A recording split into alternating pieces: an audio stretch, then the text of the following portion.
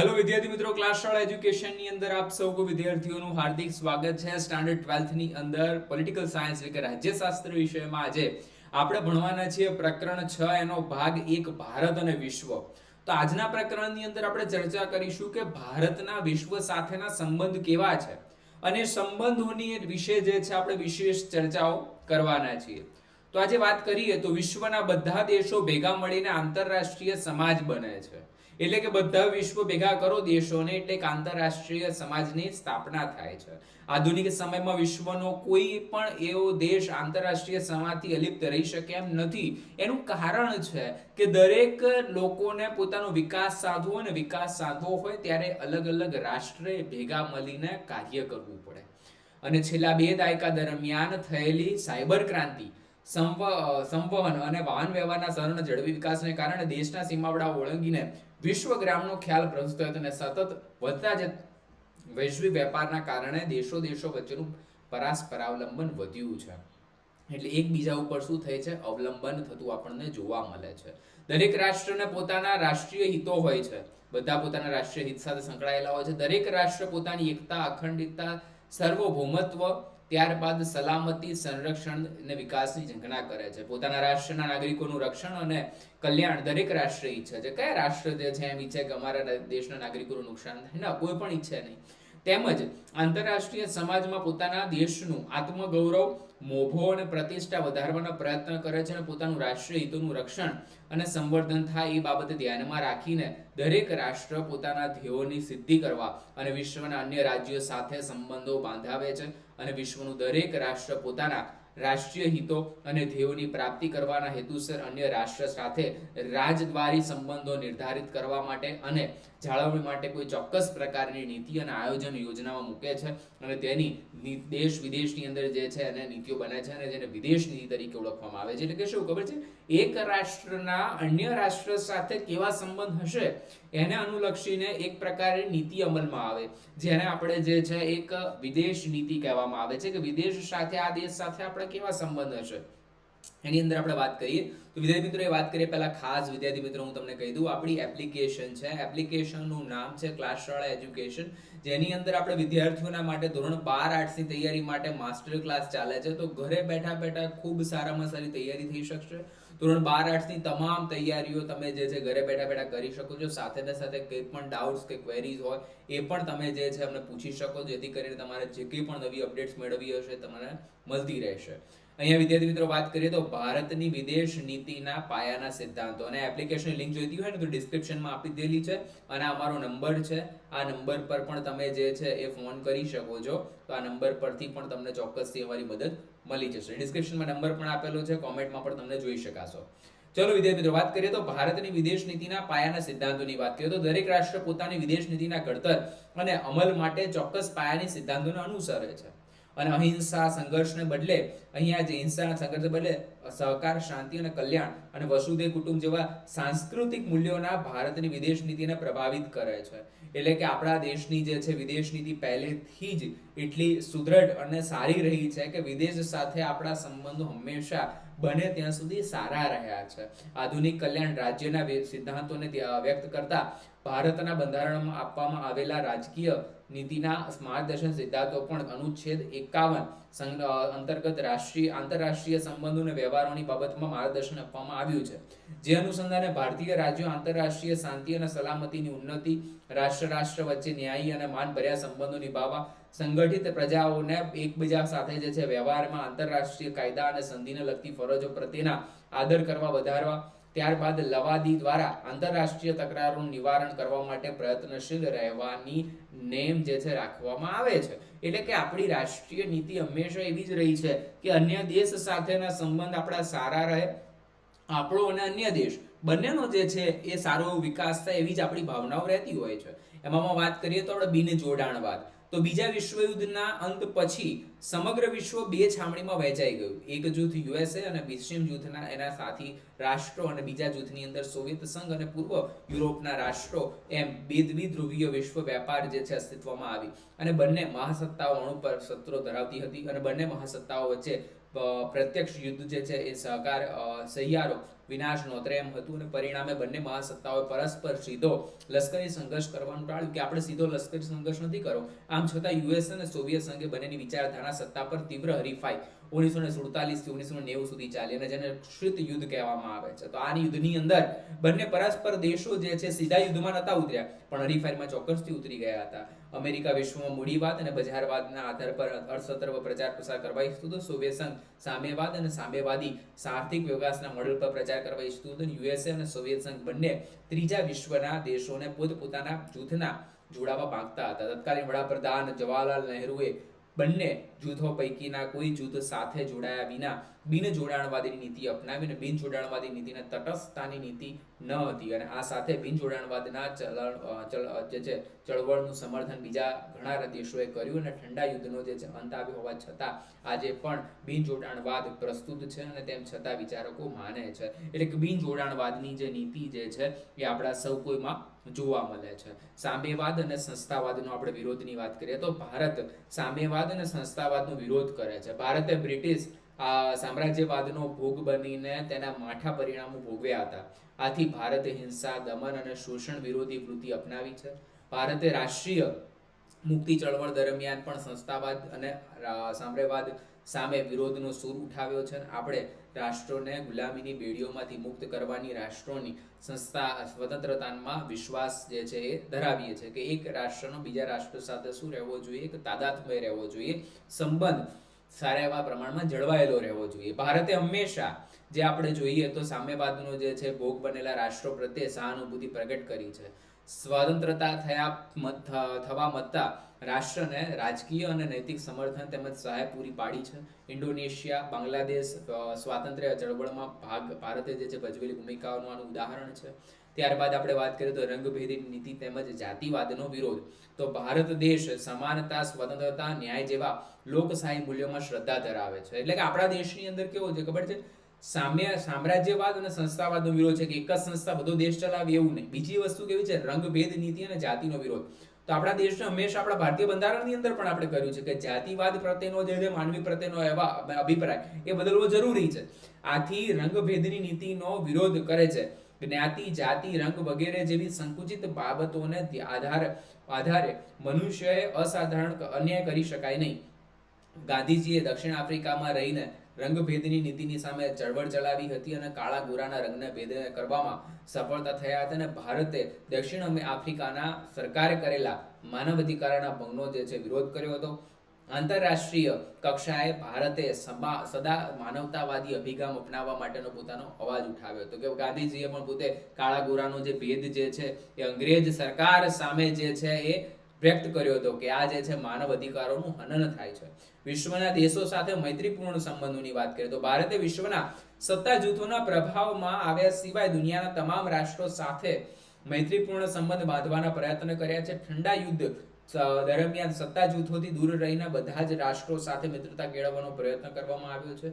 તેમજ અમેરિકા અને સોવિયત સંઘ સાથે પણ બિનશરતી સંબંધો બાંધીને વિકાસના સહાય મેળવવામાં પ્રયાસ કર્યા છે. આપણે વિશ્વના નાના મોટા તમામ રાષ્ટ્રો સાથે સંબંધો ગાઢ બનાવી શાંતિ અને સમૃદ્ધિમાં સહકાર સાધવાનો પ્રયત્ન કર્યો છે. તેમ ઠીક પ્રમાણમાં સફળતા પણ મળી છે. ભારતને પહેલેથી આજ દિન સુધી એશિયાના રાષ્ટ્રો પ્રત્યે વિશેષ લગાવ રહ્યો છે કે એશિયાના દેશો જે છે એને હંમેશા આપણે એક પડોશીયુક્ત સંબંધના જે છે સારા એવા એક કહેવાય કે મિત્ર તરીકેના સંબંધો નિભાવ્યા છે. આપણા પડોશી રાષ્ટ્રો સાથે સરહદ અને અન્ય કેટલીક બાબતોને પરસ્પર સમસ્યાઓને એકબંધરે સંબંધો સકારાત્મક રહ્યા છે. હંમેશા આપણે એકબીજાને મદદ કરતા આવ્યા છીએ અને એવી ભાવનાઓ પણ આપણે વ્યક્ત કરી છે. ભારત દક્ષિણ એશિયાના રાષ્ટ્રો સાથે પરસ્પર સહકાર સાધી સહિયારા વિકાસ માટે પહેલ કરી છે. દુનિયાના રાષ્ટ્રો સાથે મૈત્રીપૂર્ણ સંબંધોથી ભારતના આર્થિક વિકાસને વેગ મળ્યો છે. સાથોસાથ સંરક્ષણ અને સલામતીના હિતો પણ સંધાયા છે. એની પછી આપણે વાત કરીએ તો સંયુક્ત રાષ્ટ્ર સંઘ અને આંતરરાષ્ટ્રીય કાયદાનું સમર્થન. તો આજે ભારતે પ્રથમ અને દ્વિતીય યુદ્ધના જે છે એ ભયાનક પરિણામો નજરે જોયા છે. એટલે ભારતે વિશ્વ શાંતિ અને સલામતી જાળવવા અથાગ પ્રયત્નો કર્યા છે. સાથે યુનોની સ્થાપનાના રસ લઈને પહેલેથી જ સ્થાપક સભ્ય અને ચુસ્ત જે છે એ સમર્થક રહ્યું છે. વિશ્વમાં શાંતિ જાળવવાના યુનોના પગલાને લઈને ભારતે પ્રખર ટેકો પણ આપ્યો છે કે ગમે તેમ કરીને આપણે જે છે આ યુનાઇટેડ નેશનને એ કહેવાય કે સફળ શાંતિ માટેમાં રસ લીધો છે. આંતરરાષ્ટ્રીય તકરારોના નિરાકરણમાં સક્રિય રસ લીધો છે. ભારતે આંતરરાષ્ટ્રીય કાયદાનું માન કર્યું છે અને તેના અમલમાં સમર્થન પૂરું પાડ્યું છે.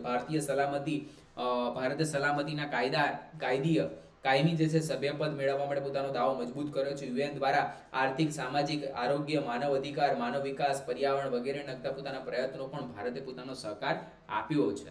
એટલે કે આપણે ભારતે જે છે વિશ્વ સાથેના સંબંધો બહુ સારા રહેવા પ્રયત્નો કર્યા છે. શાંતિમય રીતે વિવાદોના ઉકેલ અને વિશ્વ શાંતિ. તો ભારત રાષ્ટ્રો વચ્ચેના પ્રશ્નો નિરાકરણ લોકશાહી ઢબે શાંતિમય રીતે લાવવામાં શ્રદ્ધા ધરાવે છે. ભારતે સ્વાતંત્ર્ય જે છે સંગ્રામ પણ અહિંસાના માર્ગે લડીને આઝાદી પ્રાપ્ત કરી હતી. ગાંધીજીના સત્ય અને અહિંસાના સિદ્ધાંતોની અસર ભારતની વિદેશ નીતિ પર પણ જોવા મળી હતી. રાજ્યો વચ્ચેના ઉત્પન્ન થતા ઝઘડાઓના ઉકેલનો પણ જે છે યુદ્ધનો આશ્રય લીધા વિના પરસ્પર વાટાઘાટો દ્વારા લાવી શકાય છે તેમ સ્પષ્ટ માને છે. વિશ્વ અને સમૃદ્ધિ માટે વિશ્વના શાંતિ પ્રવર્તે અને આ બાબતે અનિવાર્ય છે અને કાયમી વિશ્વ શાંતિની જાળવણી માટે યુદ્ધોની તિલાંજલિ આપવાના આવશ્યક છે. એટલે કે યુદ્ધને જે છે કાયમી રીતે આપણે શું કરવો જોઈએ, દૂર કરવો જોઈએ. ભારતના મંતવ્યો રહ્યા છે. ભારતે કાશ્મીરની સમસ્યાને યુદ્ધનો આશ્રય લીધા વિના યુનોના માધ્યમથી અને મંત્રણા દ્વારા ઉકેલ લાવવાનો પ્રયાસ કર્યો છે. સાથે પાકિસ્તાન દ્વારા અવારનવાર સરહદ ઉપર કરવામાં આવેલા છમકલા અને ઘૂસણખોરી અંગે પણ ભારતે પોતાનો સંયમ જાળવ્યો છે કે ભલે એ થોડા ઘણા પ્રયત્ન કરે સીમાઓની અંદર આવવાના, પણ ભારતે એવા કોઈ પણ પ્રકારના આક્રમક પગલા લીધા નથી પાકિસ્તાન સામે. સાથે આપણે વાત કરીએ તો પંચશીલના સિદ્ધાંત. તો અહીંયા આપણે જોઈએ તો ભારતની વિદેશ નીતિ પર પંચશીલના આદર્શો જે છે એ અસર જોવા મળે છે. ભારતે યુદ્ધને નહીં પણ શાંતિ પર ભાર મૂક્યો છે. આંતરરાષ્ટ્રીય નિયમો પર પંડિત જવાહરલાલ નહેરુ રજૂ કર્યા હતા અને પંચશીલના સિદ્ધાંતો ઓળખવામાં આવે છે. એકબીજા રાષ્ટ્રની પ્રાદેશિક અખંડિતતા અને સાર્વભૌમત્વને માન આપવું. એટલે કે દરેકને આપણી દેશની આપણી સીમાઓને પણ એટલું માન આપીએ છે અને સામેવાળાની સીમાઓને પણ આપણો દેશ એટલું માન આપે છે. બિન આક્રમણ એટલે આપણે જ્યાં સુધી કદી સામેથી આક્રમણ નહીં કરવાનું. બીજું, બીજા રાજ્યની આંતર બાબતોમાં હસ્તક્ષેપ ન કરવો કે કોઈને એના અંદર જે ચાલતું હોય આપણે એ દેશની કોઈ આપણે ઇન્ટરફિયર કરવાની જરૂર નથી. પરસ્પર લાભ અને સમાનતા કે આપણને પણ લાભ મળે, સામેવાળાને પણ લાભ મળે. શાંતિમય સહઅસ્તિત્વ પંચશીલના સિદ્ધાંતો સૌએ સ્વીકાર કરતા ભારતના વડાપ્રધાન નહેરુ જે છે એ અને ચીનના વડાપ્રધાન તાઓ ચીન દ્વારા કરવામાં આવ્યો હતો અને ત્યારબાદ ઇન્ડોનેશિયાના બાડંગ ખાતે વર્ષ 1955માં એશિયા અને આફ્રિકાના રાજ્યોનું સંમેલન યોજાયું હતું, જેમાં બાજુલ પરિષદ તરીકે ઓળખાવવામાં આવે છે અને જેમાં 29 રાજ્યોએ ભાગ લીધો હતો અને બાડુંગ પરિષદમાં પણ પંચશીલીય સિદ્ધાંતોનો સ્વીકાર કરવામાં આવ્યો છે. ત્યારબાદ આપણે વાત કરીએ તો સાધન શુદ્ધિનો આગ્રહ. તો ગાંધીજી સાધન શુદ્ધિના અત્યંત આગ્રહી હતા. તેથી ગાંધીજી વિચારોની અસર ભારતની વિદેશ નીતિ પર પણ જોવા મળી હતી. ભારત કોઈ પણ પ્રકારના અયોગ્ય સાધનો મારફતે પોતાની વિદેશ નીતિના ધ્યેયો સિદ્ધ કરવા માંગતું નથી. એટલે કે કોઈ પણ પ્રોબ્લેમ્સ થાય તો એની અંદર પોતાના સિદ્ધાંતોને જે છે એ શું એ પોતે જે છે એ કહેવાય કે એને છેડવા નથી માંગતું, પરંતુ લોકશાહી ઢબે પોતાના ધ્યેયો પરિપૂર્ણ કરવા ઈચ્છે છે અને ભારત બિન લોકશાહી સાધનોના માધ્યમથી પોતાનો વિકાસ, સલામતી કે આંતરરાષ્ટ્રીય રાજકારણ પર પ્રભુત્વ જમાવવા ઈચ્છતું નથી અને ભારત માને છે કે શુદ્ધ સાધનોના માધ્યમ થકી જ યોગ્ય સાધ્ય જે છે પ્રાપ્ત કરી શકાય છે. આપણે વાત કરીએ તો ભારતની વિદેશ નીતિને ઘડનારા પરિબળો. તો કોઈ પણ દેશની વિદેશ નીતિ શૂન્ય અવકાશમાં સર્જન પામતી નથી. એમને આપણે આકાશમાં આપણે કઈ રીતે સર્જન ન પામે. વિદેશ નીતિના ઘડતરમાં અનેક પ્રકારના આંતરિક અને બાહ્ય પરિબળોનો મહત્વનો ભાગ ભજવે છે. ઇન્ટરનલ અને એક્સટર્નલ બંને પરિબળો જે છે ભારતની વિદેશ નીતિ ઘડવામાં મહત્વની ભાગીદારી ભજવી છે. આમ કેટલાક પરિબળો જે છે સ્થાયી હોય છે તો કેટલાક જે છે પરિબળો બદલાતા રહે છે. એની સાથે રાષ્ટ્રીય અને આંતરરાષ્ટ્રીય સ્થિતિ સંજોગો બદલાવતા થતા વિદેશ નીતિના નીતિ વિષયક બાબતોમાં પણ બદલાતી હોય છે અને વિશ્વ વ્યવસ્થા અને આંતરરાષ્ટ્રીય સત્તા સંતુલન ફેરફાર થતા ભારતે પોતાની વિદેશ નીતિના પરિવર્તન કર્યું છે અને ઠંડા યુદ્ધનો અંત લાવતા વિશ્વ વ્યવસ્થા એક ધ્રુવીય બની છે અને અમેરિકા પોતાની રાષ્ટ્રીય તાકાતના સમગ્ર વિશ્વમાં પ્રભાવશાળી બન્યું છે. આથી ભારતે પોતાની મહત્વાકાંક્ષાઓ સાકાર કરવા અમેરિકા સાથે દ્વિપક્ષીય સંબંધો પણ સુદૃઢ કર્યા છે. સાથોસાથ મહત્વની જે છે એ વિશ્વ સત્તાઓ પણ એવી રશિયા, ચીન, જાપાન અને સાથેના સંબંધોએ પણ વધુ મજબૂત કરવાના પ્રયત્નો કર્યા છે. રાષ્ટ્રના આંતરિક સત્તા માળખા અને નેતૃત્વ પરિવર્તનોના થતા નીતિ વિષયક બાબતોની અંદર પણ આપણને પરિવર્તન જોવા મળ્યા છે. ભૌગોલિક પરિબળની આપણે વાત કરીએ તો ભારતનું ભૌગોલિક સ્થાન. તો દક્ષિણ એશિયામાં ભારતનું ભૌગોલિક સ્થાન મહત્વનું છે. દક્ષિણ એશિયામાં જે છે એ ભારત એક વિશેષ પ્રમાણની અંદર શું જોવા મળે છે, એનું એક નેતૃત્વ જોવા મળે છે. વિશાળ ઉપખંડીય પરિમાણ ધરાવતા ભારત દેશ ઉત્તર હિમાલય પર્વતમાળા અને દક્ષિણ ભારતની પૂર્વ બંગાળનો ઉપસાગર, પશ્ચિમમાં અરબ સાગર અને દક્ષિણમાં હિન્દ મહાસાગર એમ ચારે તરફથી તેની જે છે સરહદો કુદરતી સીમાઓથી અકળાયેલી અને રક્ષાયેલી છે. ભારતનું વિશિષ્ટ ભૌગોલિક સ્થાન આશીર્વાદરૂપ તો ક્યારેક અભિલાષારૂપ જે છે એ સાબિત થાય છે. પર્વતીય અને દરિયાઈ સીમાઓના કારણે તેમજ એશિયાના અન્ય દેશોની સરખામણીએ પ્રમાણમાં સારી ભૌગોલિક ફળદ્રુપતાના કારણે તે અનેક આક્રમણનો અને બ્રિટનના સામ્રાજ્યવાદનો ભોગ પણ બન્યું છે. ભારતને ઉત્તરે હિમાલય અને દક્ષિણે દરિયાઈ સુરક્ષિત ક્ષેત્ર જોઈએ તો તેવી દખલગીરી ન કરવી જોઈએ અને આવા માઠા પરિણામો પણ ભોગવવા પડ્યા છે. એટલે ક્યાંક ને ક્યાંક દરિયા કિનારા કારણે પણ આપણને થોડી ક્યાંક ને ક્યાંક તકલીફ પડતી હોય છે. બીજી વસ્તુ કીધી છે વિસ્તાર. તો ભૂપૃષ્ઠ દ્રષ્ટિએ ભારતનો ઉચ્ચ પર્વતીય પ્રદેશ અને ઉચ્ચ પ્રદેશ અને મેદાનો, ગાઢ જંગલો, રણ પ્રદેશો તેમજ અનેક વિવિધ ધરાવતા દેશ છે અને વિશ્વના વિસ્તારની દ્રષ્ટિએ ભારતમાં 7મો ક્રમ જોવા મળે છે. ભારતની વિસ્તાર જે છે આપણને 32,87,263 વર્ગ કિલોમીટરનો છે અને ઉત્તર દક્ષિણની જે છે લંબાઈ 3,214 કિલોમીટર છે અને પૂર્વ પશ્ચિમની લંબાઈ આપણને 2,933 કિલોમીટરની જોવા મળે છે. હિમાલય પર્વતમાળા અને દ્વિકલ્પીય ઉચ્ચ પ્રદેશો વચ્ચે કાપથી પથરાયેલા વિશાળ ફળદ્રુપ મેદાનો ભારતની સમૃદ્ધ વધારો કરે છે અને ભારતને આશરે 7,516 કિલોમીટર દરિયાઈ સરહદ અને 15,200 કિલોમીટર જમીન સરહદ ધરાવે છે. એટલે કે આપણા માટે એટલી મોટી સરહદ અને દરિયા કિનારો બંને આપણી પાસે સારા એવા પ્રમાણમાં ઉપલબ્ધ છે. દરિયાઈ પડોશી દેશો ભારતના આર્થિક અને સલામતી માટે ખૂબ જ મહત્વના હોવાથી તેમના સંબંધો સુધારવાના સઘન પ્રયત્નો કરી રહ્યા છે. સાથે સાથે આપણે વાત કરીએ તો વસ્તી. તો ભારતની વસ્તીની દ્રષ્ટિએ ચીનથી બીજા ક્રમનું સ્થાન ધરાવે છે. વસ્તી 2011 પ્રમાણે ભારતની કુલ વસ્તી આપણે જોઈએ તો અહીંયા જે છે 1,22,91,1,93,422 હતી. જે અહીંયા જે છે આપણે જોઈએ તો એની અંદર આપણે મોટા ભાગના જે છે 62 કરોડ જે છે પુરુષો હતા, ત્યારે 68 કરોડ જે છે સ્ત્રીઓ જોવા મળે છે. વિશ્વની કુલ વસ્તીના 6 ભાગની વસ્તી ભારતીયો છે અને ભારત આજે વિશ્વનો સૌથી યુવા દેશ બન્યો છે, કારણ કે ભારતમાં 65% વસ્તી 35 વર્ષથી નીચેની વયની યુવાનીની છે. ભારતની વસ્તીની દ્રષ્ટિએ વિશાળ હોવાથી મોટું બજાર પૂરું પાડે છે. વિશ્વના વિકસિત દેશો પણ આ કારણે જ ભારત સાથેના સંબંધ જાળવવામાં તત્પર રહે છે. તો વસ્તીની દ્રષ્ટિએ પણ એનો જે છે વિશેષ લાભ જોવા મળે છે. ત્યારબાદ આપણે વાત કરીએ તો કુદરતી સંસાધન અને આબોહવા. તો કુદરતી સંપત્તિ રાષ્ટ્રીય તાકાતમાં વધારો કરે છે. વિપુલ પ્રમાણમાં કુદરતી સ્ત્રોતોની ઉપલબ્ધિ દેશના ઔદ્યોગિક અને આર્થિક વિકાસમાં સહાયક બને છે. પૂરતા પ્રમાણમાં કુદરતી સંપત્તિ પ્રાપ્ત ન હોય તો ઉદ્યોગોના વિકાસ માટે જરૂરી કાચા માલ અને અન્ય દેશો પર નિર્ભર રહેવું પડે છે. એકબીજાના માટે નિર્ભર રહેવાના કારણે આપણા માટે કુદરતી સંસાધનો હોવા બહુ જરૂરી છે. ભારતમાં કુદરતી સંપત્તિનો વિપુલ ભંડાર રહેલો છે. ખનિજ સંપત્તિની બાબતની અંદર કરીએ તો ભારત સમૃદ્ધ રાષ્ટ્ર છે. લોખંડ, કોલસો, અબરખ વગેરે જેવા ઉત્પાદન અને નિકાસમાં આપણો દેશ વિશ્વ કક્ષાએ મોખરાનું સ્થાન ધરાવે છે. ભારતમાં કાંપ, ફળદ્રુપ મેદાનો, ગાઢ જંગલો, ખનિજ સંપત્તિઓ, ખનિજો અને દરિયાઈ જળ સંપત્તિ પ્રચાર પ્રમાણમાં માત્રામાં ઉપલબ્ધ છે. ભારતની દક્ષિણે આવેલો વિશાળ મહાસાગરમાં રહેલા ક્ષમતાઓને ઉજાગર કરીને દરિયાઈ અર્થતંત્રના વિકાસની જે છે એ વિકસાવીને સમુદ્રમાં વધારો કરવાના પ્રયાસો પણ થઈ રહ્યા છે. ભારત આજુબાજુના એશિયાઈ રાષ્ટ્રો કરતાં ઠીક પ્રમાણમાં સાનુકૂળ આબોહવા ધરાવે છે. ભારતમાં ઉષ્ણકટિબંધીય આબોહવા છે અને ભારતમાં આવેલ ફળદ્રુપ મેદાન અને અનુકૂળ આબોહવાને કારણે ભારતમાં દ્રષ્ટિકોણની રીતે આક્રમકતા રક્ષણાત્મક બનાવ્યા છે. મતલબ કે આપણે જે છે આપણા ત્યાં એક કુદરતી સંપત્તિની વાત કરીએ તો લોખંડ ને એ બધું મળી રહે છે સારા એવા પ્રમાણમાં. બધા આપણી પાસે સારી એવી જમીન છે. સારી જમીનની સાથે સાથે આપણે પર્વતો અને પ્રદેશોના કારણે આપણી જે છે એ જમીન જે છે કેવી આપણને રક્ષણાત્મક આપે છે. બીજી વસ્તુની આપણે વાત કરીએ ને તો એ છે ટેકનોલોજી, વિજ્ઞાન અને ટેકનોલોજી. તો મૂળભૂત જ્ઞાનના વ્યવહારિક ઉપયોગથી ટેકનોલોજી કહેવામાં આવે છે અને અહીંયા પોતાની વાત કરીએ તો પોતાની જરૂરિયાતોને પરિપૂર્ણ કરવા માટે માનવ નવા જ્ઞાનોની શોધમાં અને નવા શોધનોમાં જ્ઞાનનો વ્યવહાર ઉપયોગ કરવા પ્રયત્નશીલ રહે છે. એટલે આપણે ક્યાંક ને ક્યાંક આપણો મગજનો ઉપયોગ છે ને આપણા સહાયતા બને, આપણી લાઈફ જે છે ઇઝી થાય એના માટે આપણે કરીએ છીએ. આદિયુગથી આધુનિક યુગ સુધી જ્ઞાન ઉપાર્જન અને તેના ઉપયોગની પરંપરા જે છે નિરંતર ચાલતી રહે છે. આધુનિક જ્ઞાન અને છેલ્લા ઢબની ટેકનોલોજી એ વિશ્વના સમાજમાં પર જે છે પ્રભુત્વ જમાવવા તેમજ આંતરરાષ્ટ્રીય રાજ્યકરણને પ્રભાવિત કરવા ભૌગોલિક પરિબળો કરતાં પણ મહત્વનું પ્રાપ્ત કર્યું છે. વિશ્વ અને ટેકનોલોજી રાષ્ટ્રની લશ્કરી અને આર્થિક તાકાત તરીકે ચાવીરૂપ નિર્ણાયક ભૂમિકા ભજવી રહ્યું છે. અમેરિકાને છેલ્લી ઢબની ટેકનોલોજી આપણે જોઈએ તો એ વિકસવીના બજારની અંદર મૂકી છે.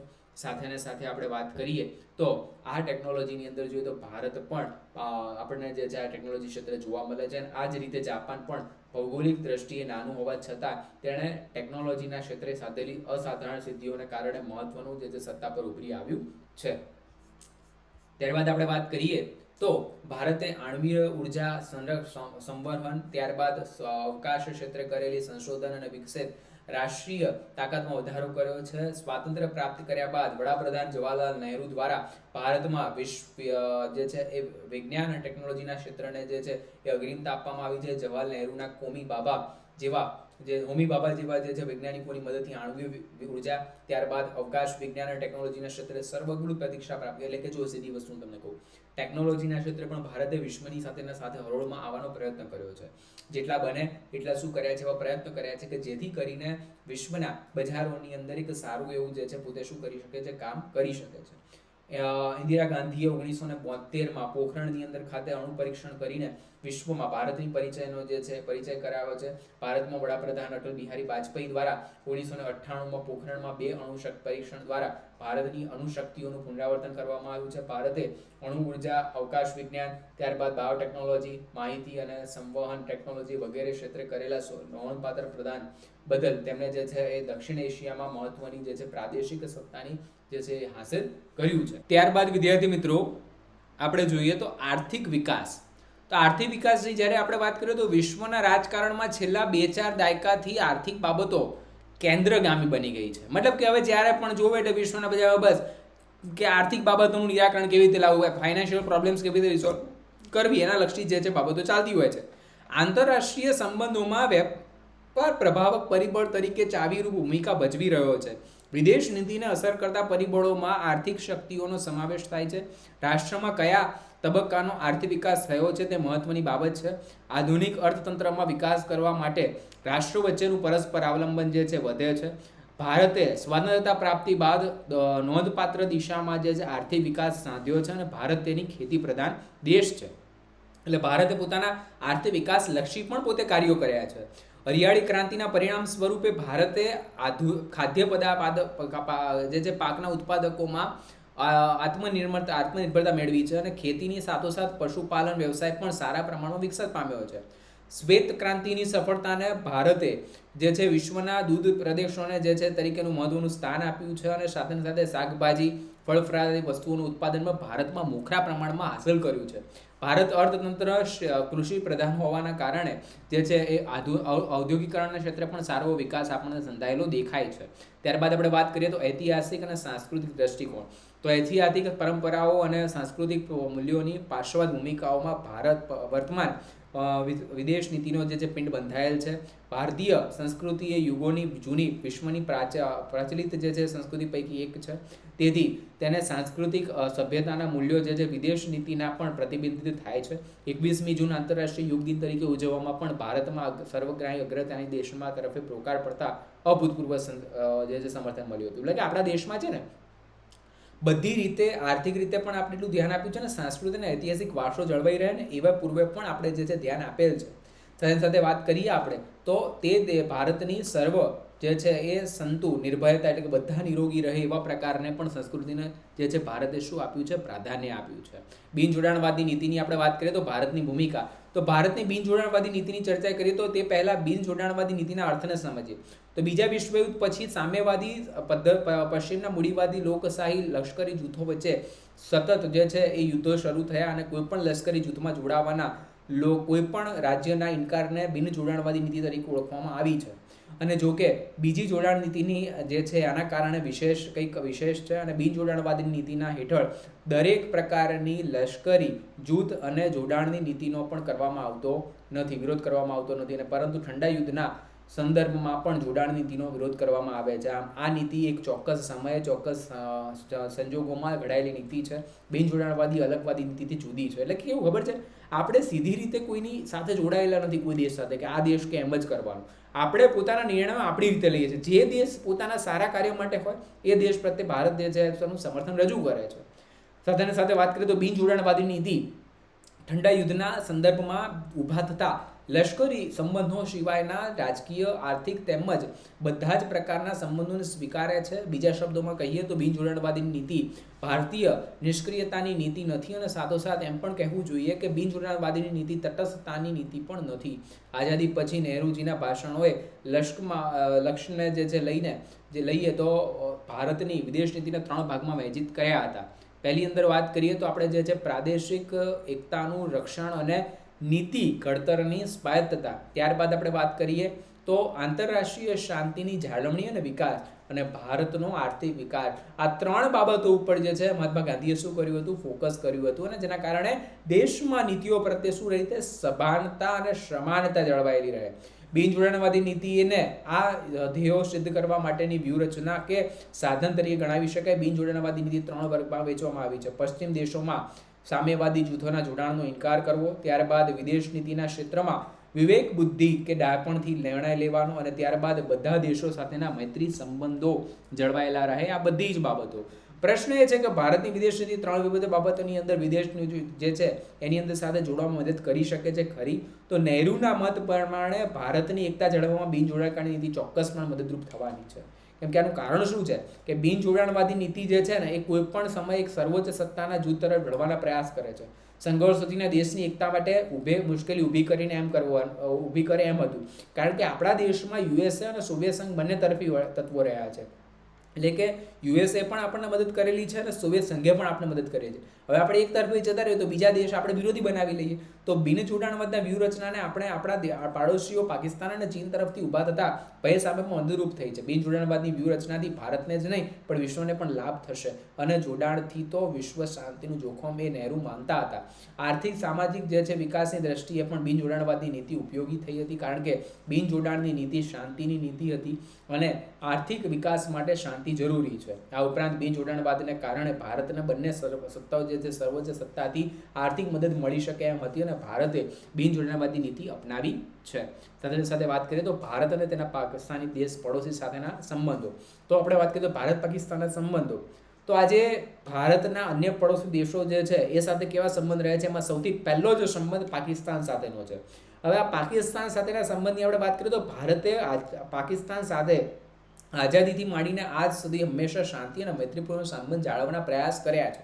આમ છતાં બંને દેશો વચ્ચે સંબંધમાં અનેકવાર ઉતાર ચઢાવ આવ્યા છે. 1947માં થયેલી ભારત પાકિસ્તાન ભાગલા સમયે જે વૈમનસ્ય કેટલાક બીજો ઉપજ્યા હતા અને સ્વતંત્રતા બાદ ભારત પાકિસ્તાન વચ્ચે રાજદ્વારી સંબંધો સ્થાપવાનો પ્રયાસ કરવામાં આવ્યો છતાં બંને દેશો વચ્ચે 1968થી વર્ષ 1971 સુધીના મોટા યુદ્ધો વચ્ચે જે 1999નું કારગિલનું યુદ્ધ એ બંને 3 યુદ્ધો લડાઈ ચૂક્યા છે. અને ભારત અને પાકિસ્તાન વચ્ચે કાશ્મીરની સમસ્યાનો મુદ્દો અનેક પ્રયત્નો કરવા છતાં આજ દિન સુધી વણ મોકલ્યો નથી. અને આ જ બંને રાષ્ટ્રોના વચ્ચેના તણાવનું મુખ્ય કેન્દ્ર બન્યું છે. અંકુશ રેખા, ઘૂસણખોરી, ત્યારબાદ આતંકવાદ જેવા મુદ્દાઓને લઈને પણ બંને દેશો વચ્ચેના સંબંધોમાં કડવાશ ઉત્પન્ન થઈ રહી છે. અને આ બંને દેશો વચ્ચેના પ્રશ્નોના સમપક્ષીય જે છે એ વાટાઘાટો દ્વારા ઉકેલ લાવવાનો પ્રયાસો પણ કરવામાં આવી રહ્યા છે. તો જેથી કરીને શું થઈ શકે છે કે સારા એવા મૈત્રી સંબંધો જળવાયેલા રહે. ત્યારબાદ આપણે વાત કરીએ તો ભારત નેપાળ સાથેના સંબંધો. તો ભારત અને નેપાળના સંબંધો વર્ષો જૂના છે. સ્વાતંત્ર્ય ઉત્તર બાદ ભારત અને નેપાળ વચ્ચેના સંબંધો મૈત્રીપૂર્ણ રહે એટલે 1950માં બંને દેશો વચ્ચે શાંતિ અને મૈત્રી સમજૂતી કરવામાં આવી હતી.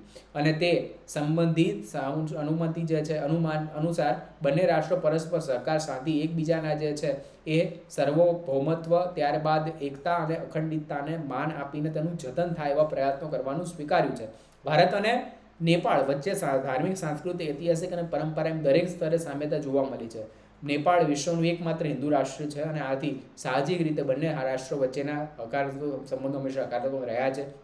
ભારતે નેપાળનું શિક્ષણ, રોજગારી, આરોગ્ય, વીજળી, રસ્તા જેવી પ્રાથમિક સુવિધાઓ વિકસાવવા માટે શક્ય એટલી સહાય કરીને પડોશી ધર્મ નિભાવ્યો છે. આમ છતાં છેલ્લા ઘણા વર્ષોથી ભારત નેપાળ વચ્ચેના સંબંધો વણવર્ષ્યા રહ્યા છે અને તે ફરીથી સારા થયા છે. થોડા ઘણા વચ્ચે જે કડવાશ ઊભી થઈ હતી પણ એને જે છે દૂર કરવાના પ્રયાસો થઈ ચૂક્યા.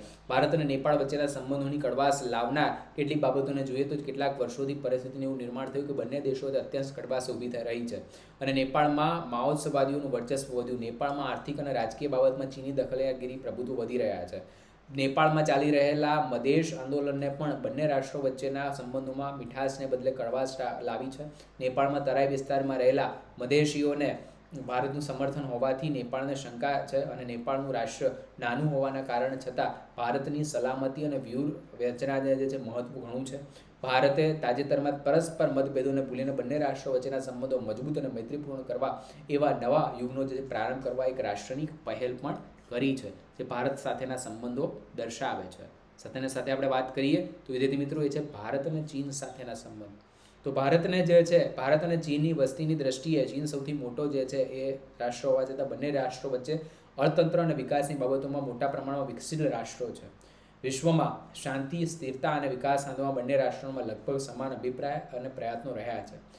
ભારત અને ચીન બંને સંબંધોના જે આપણે વાત કરીએ તો અનેક ચડાવ ઉતાર પણ આવ્યા છે અને 1950ના દાયકામાં ભારત અને ચીનના સંબંધોને એકંદરે જે છે સારા રહ્યા છે. 1954માં બંને રાષ્ટ્રો પરસ્પર વ્યવહાર અને સંબંધીના પંચ સિદ્ધાંતોને સ્વીકાર્યા બંને રાષ્ટ્રોએ, કે જેથી કરીને રાષ્ટ્ર સારો વિકાસ સાધી શકે. અને બંને રાષ્ટ્રો આ શાંતિ અને વિકાસની જે છે સહિયારી શોધમાં ભાઈચારાના સંબંધો નિભાવવામાં આતુર રહ્યા હતા. પરંતુ વર્ષ 1962માં ભારત ચીનની જે છે યુદ્ધની ભૂમિકાએ બંને રાષ્ટ્રો વચ્ચે સંબંધોમાં કડવાશ જન્માવી. 1962નું બહુ મોટું યુદ્ધ થયું હતું ભારતમાં. ત્યારબાદ બંને વસ્તુઓ જે છે એ નિરંતર સુધરતા રહ્યા છે. ત્યારબાદ આપણે વાત કરીએ તો તાજેતરમાં ભારત ચીન સંબંધોમાં એક નવા યુગની શરૂઆત થઈ. બંને રાષ્ટ્રો વચ્ચે સીમા વિવાદ, સરહદ વિવાદ જેવી નાની સમસ્યાઓ પ્રવર્તે છે, પરંતુ આવી સમસ્યાઓ બાજુ મૂકી રાષ્ટ્ર પરસ્પર સાથ સહકાર દ્વારા સંબંધોને જે છે નવી ઊંચાઈઓ લઈ જવા માટે સમર્થક થયા છે. અને ભારતે ચીનના પ્રમુખ જે છે એ શી જિનપિંગની ભારતની સફળતાની મુલાકાતથી બંને રાષ્ટ્રો વચ્ચે જે છે એ મજબૂત બનવાના સાથે હકારાત્મક વાતાવરણ પણ સર્જ્યું છે, જેથી કરીને બંને દેશો વચ્ચે શું કર્યા છે કે સારા એવા સંબંધો સ્થાપિત રહ્યા છે. વિદ્યાર્થી મિત્રો, જો વિડીયોઝ તમને ગમતા હોય તો ચોક્કસથી લાઇક કરી લેજો. આપણી એપ્લિકેશનને જે છે ડાઉનલોડ કરવાનું ભૂલતા નહીં. ચેનલમાં નવા આવ્યા હોય તો સબસ્ક્રાઇબ કરી દો. આવા સરસ મજાના વિડીયોઝ તમને જોવા મળશે. સાથે તમારે કંઈ પણ વસ્તુ, કંઈ પણ ડાઉટ હોય તો આપણી આ નંબર આપેલો છે, તો આ નંબર પર તમે ચોક્કસથી સંપર્ક કરી શકો છો, જેની અંદર તમને જે છે ટોટલ ડાઉટ્સ તમને સોલ્વ થઈ જશે અને કંઈ પણ એવું હશે તમને મદદ પણ મળી રહેશે. તો આપ સૌ કોઈ વિદ્યાર્થી મિત્રો એ ક્લાસ શાળા એજ્યુકેશનમાં જોડાયા બદલ આપ સૌ કોઈ વિદ્યાર્થી મિત્રોનો ખૂબ ખૂબ આભાર. મળીએ છીએ નવા વિડીયોઝની સાથે અને નવો પાર્ટ 2 ને આપણે ભણીશું. તો ત્યાં સુધી ગુડ બાય, થેન્ક યુ.